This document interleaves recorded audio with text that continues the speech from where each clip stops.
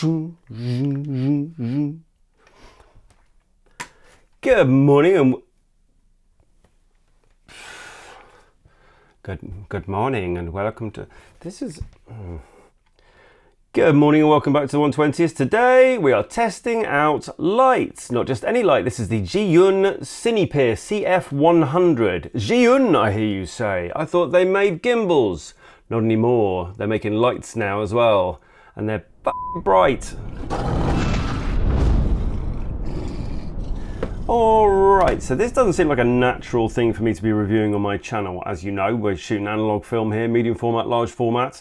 And this would appear to be primarily made for video, perhaps? But any kind of photography needs light. And analog photography, film photography is no different. I'm overexposed. Let's do this. Let's turn this down. There we go. All photography, whether it's motion picture or stills, needs light. It's all based on light. And so lights are relevant. Whilst there are some traditionalists out there who say, you should be using traditional lighting methods. When you're using techniques that start, going back to kind of late 1800s, early 1900s, unless you are using a magnesium strip, or daylight, of course, then you're not using traditional methods. And so you should embrace new technologies on the market, like the CF100. So let's learn a little bit about the CF100. First thing to note is that it is bright. And these barn doors do come off. There we go. All right, so here it is in its most basic form. It is a stick and it's powered by LEDs in a strip, 2 rows of LEDs. Let me see if I can show you, and we're going to do that by essentially cranking the exposure all the way down here until you can't see me anymore and we start to get a dim view. Okay, we're going to have to do this as well, a dim view, here we go, of what's inside this light. That is what is inside. So it looks like 4 rows of LEDs, obviously dimmable and switchable. You can change the color temperature. So let's take it warmer. That's what happens. And let's take it colder. Let's take it to about 5-8. Nice balanced mix of the two, something around a daylight sort of feel. Let's see what else it does. So there is a max option. Here we go.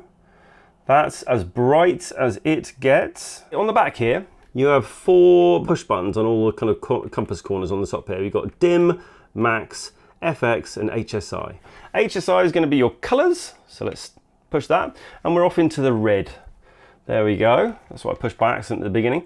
Let's change that so we can get all the way through the various colors here. We're going to have a bit of purple. If we keep going, getting into the blues. I like that. That's nice, isn't it? FX are the effect modes. I pushed a button. Oh, I think I might have. Oh, this is SOS. Okay, so this is giving you an SOS. This is now giving you the lights in Morse code, ... .. which is of course SOS.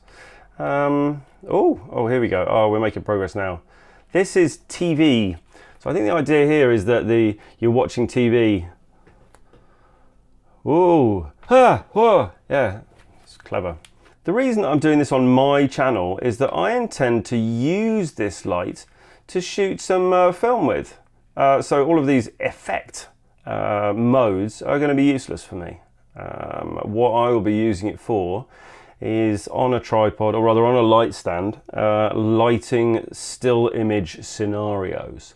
But incidentally, this one is dodgy light, so it's going to be above you there like that, and it's going to be, you might be smoking or something. It's kind of fun. I kind of like it. This one has a lightning symbol. Lightning does not do that. This is supposed to be a fire.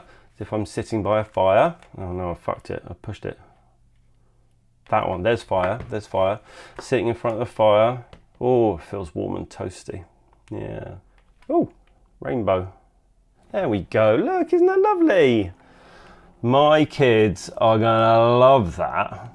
But yeah, realistically, I'm not going to use any of those light modes. I'm going to use this light mode, and I'm going to use it for, you know, creative lighting. One of the big things with lighting is quality of light, and that is why we use big diffusers all over all of our lights. It's about spreading the source of the light so that all light is not coming from a single point, because lighting coming from a single point casts big shadows. So the advantage of a stick light is that, let's do this again. The advantage of a stick light is that you can get a much broader light source and therefore have a great effect on the quality of that light than if you're using a single point light source. So I think that with some of the techniques that I use, this could be quite useful. I haven't really talked about this on the channel before, but there are distinct advantages of using constant light sources over flash when it comes to things like low ISO photography. Essentially, a flash will freeze movement, and that's great. That's really important, and that is your ideal.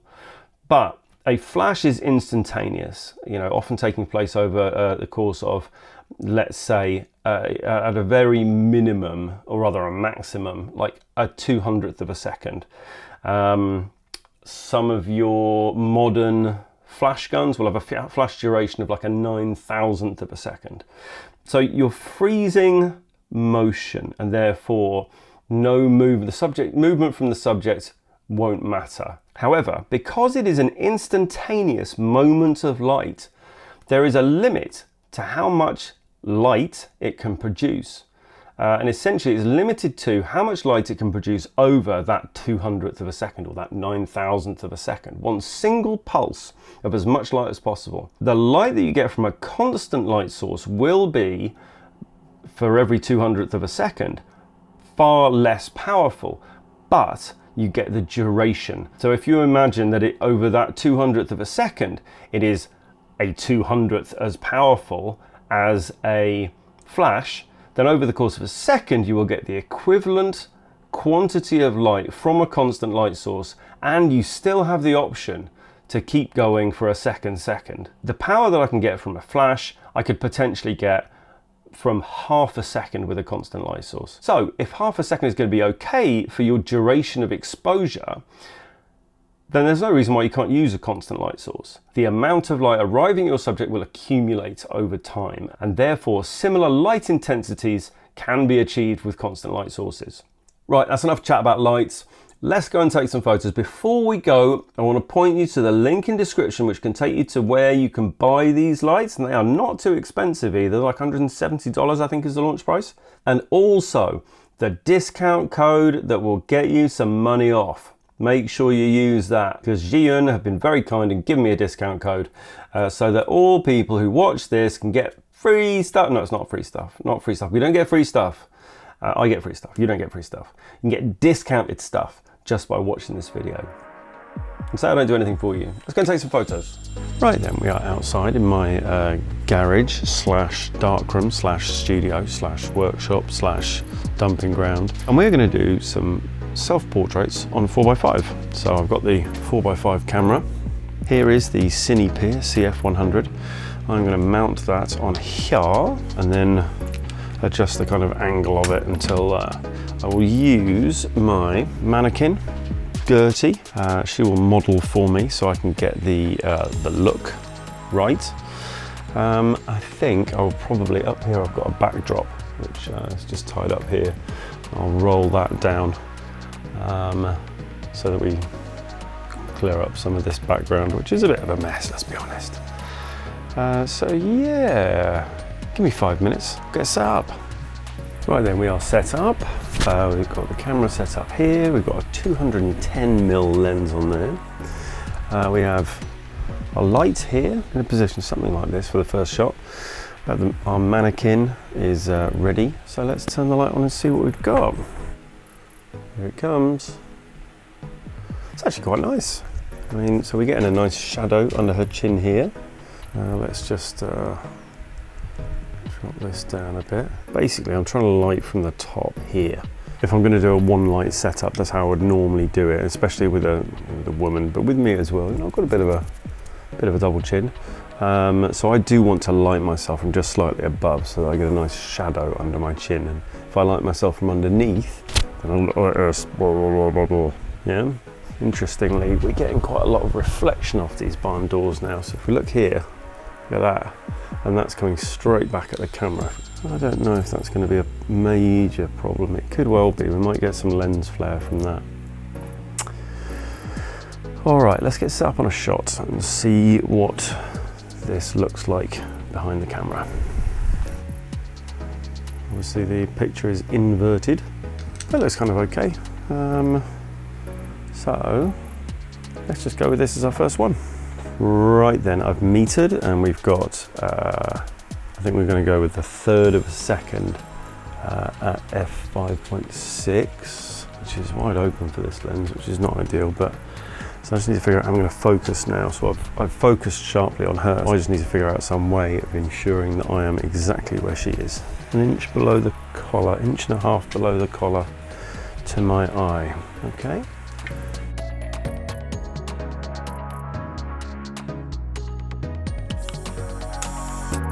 Yeah, exposure a little bit off there, a little bit overexposed, which is a shame. That could have been nice. Right then, that was complicated and I don't know how successful. So let us switch the setup to sitting down because it is more controllable. Right, I've knocked this light off. It's actually getting quite hot. It's on about 60% power and it's actually getting much hotter than I would expect from an LED light. Battery's also draining. This is the next setup. Much more kind of top down. Let's shoot a sheet of Foma 100. Yeah, so I'll shoot a 100 ISO film here. The light is going to be a little bit closer. All right, let's just get set up. Right then, we are ready. This is what we can see in here. So it's a proper head and shoulders. Interestingly, we are down to 2 bars on the power. That's 2 out of 4. So we're down to kind of 50% or 60%, something like that.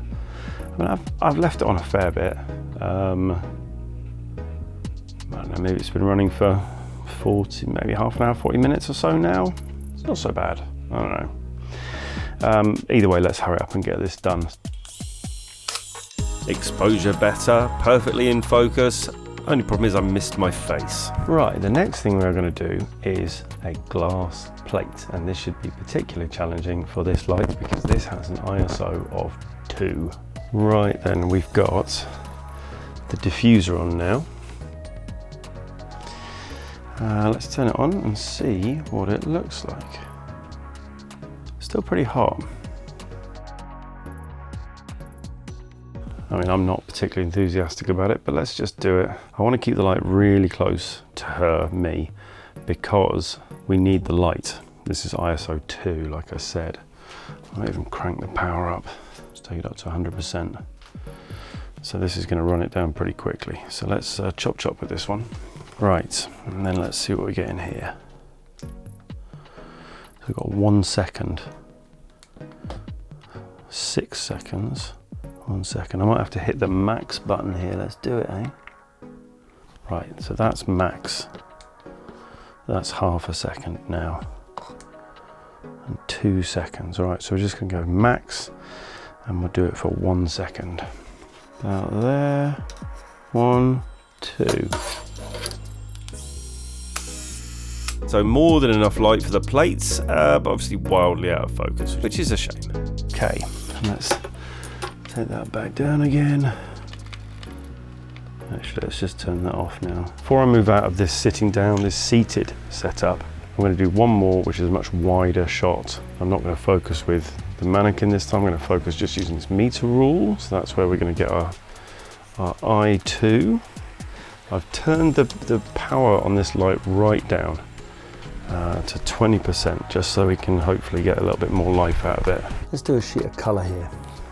I might do 2 here.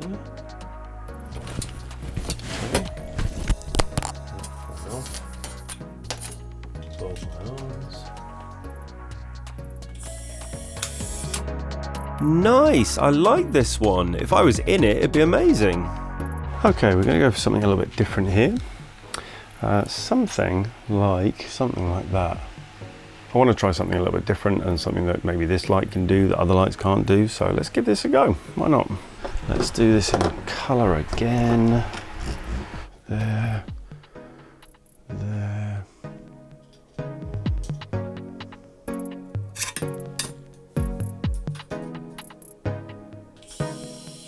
Love the exposure here, exactly the kind of thing I was after, and perfectly focused on the tip of my nose. Let's just quickly bang out a couple of sheets of black and white there.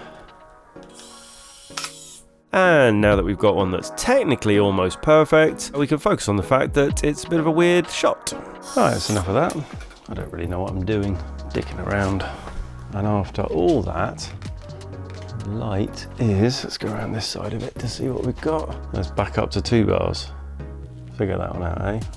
You could certainly have some fun with this light, doing some video stuff. There is no doubt you could have some fun with this light doing video stuff. All right, we're done for the day. I will see you back inside. All right, so how did that go? My thoughts on the light are far more positive than my thoughts on my own photography. But I am not on test here. I am not on trial. We are talking about the Zhiyun Cinepeer CF100. I liked it.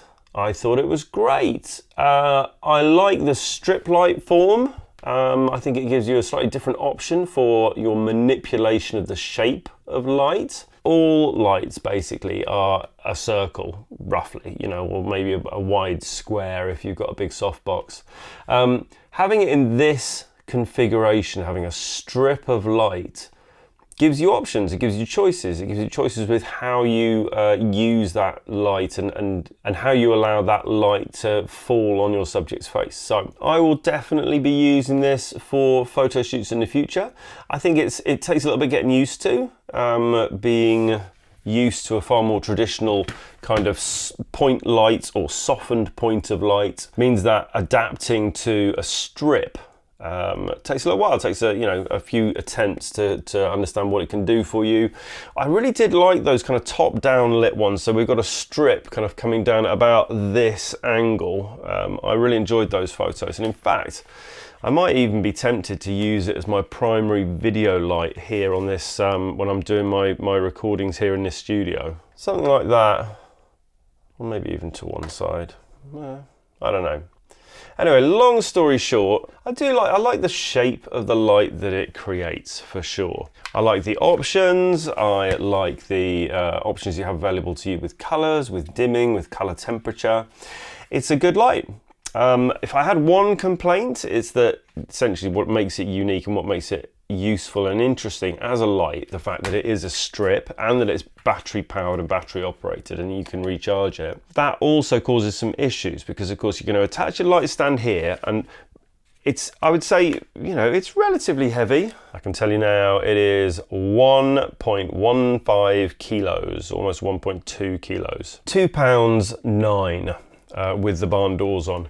So it's not insignificant. If you bumped into somebody when you were filming in a dark alley, you'd probably use this. It's got enough weight behind it. As such, when you attach it to a light stand, and if you try and then get it horizontal, as I would want to do here, there's quite a lot of lateral forces on that light stand, and certainly on some of my lightweight light stands when I was out there shooting. Once you've set it up like that, there's a lot of pull, and if you've got your 3 legs set up that way instead of that way, then it will pull it over.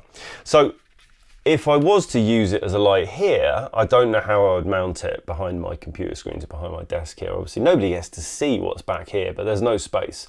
There isn't space for a light stand, and there certainly isn't space for a light stand with enough weight on it to keep it upright. All in all though, I enjoyed using it. I think it's a great light. The strip light form offers you a different shape to a lot of the stuff that's on the market, and certainly a lot of the stuff that I've got. I've got a lot of panel lights and I've got a lot of spotlights, but I don't have any lights that are in that kind of shape. So it gives me some options, so I'll be hanging on to it for that purpose if no other. Easy to use. I mean, the battery life, we kind of talked about it a little bit during that video. It didn't run out. it was kind of telling me that it was going to run out, and it was saying, oh, I've only got 1 bar left, and then you turn it off for 5 minutes and turn it back on, I've got 2 bars left, and 20 minutes later it's still got 2 bars left. So who knows?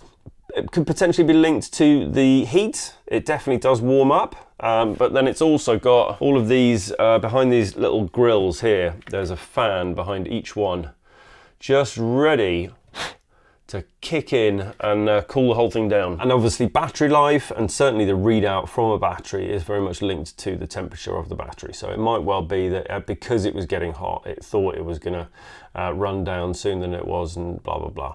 Long story short, it didn't run out. And I did the whole of the intro video, plus that whole shoot on a single charge. So yeah, there we go. Zhiyun Cinepeer CF100. I enjoyed using it. I thought it was a great light.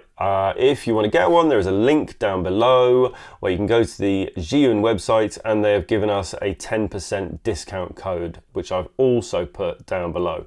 So don't forget to use that 10% discount code. Loads more coming up on the channel. What's up next? Oh, I've had the Bronica S2A out. I've been having some fun with that. I have a very exciting announcement and a bit of a preview of something coming up very soon. Plus all the stuff that I've been talking about for weeks, namely the portrait box, black and white paper reversal, load of testing developers, etc, etc. There's gonna be a couple of generic videos coming up, which might not be for the regular viewers of the channel, but they are there for film photographers everywhere. So if you are a digital photographer that happens to be watching this because it's digital light, and you're thinking about getting into film photography, there's going to be some generic stuff on the channel. So the message to everybody is subscribe. Make sure you are subscribed. There's going to be some giveaways coming up as well. Those unannounced, unscripted giveaways, which I've been threatening for some time. There's going to be one of those in the next video, potentially. Ooh, more equipment reviews. I've got actually very exciting. You might have seen a glimpse of it in that video that you just saw. All right, that's about it for today, though. If you're not currently subscribed, please do subscribe. I will see you for the next one. Thanks for joining me. Go buy a light using the link below and the discount code. Okay, bye.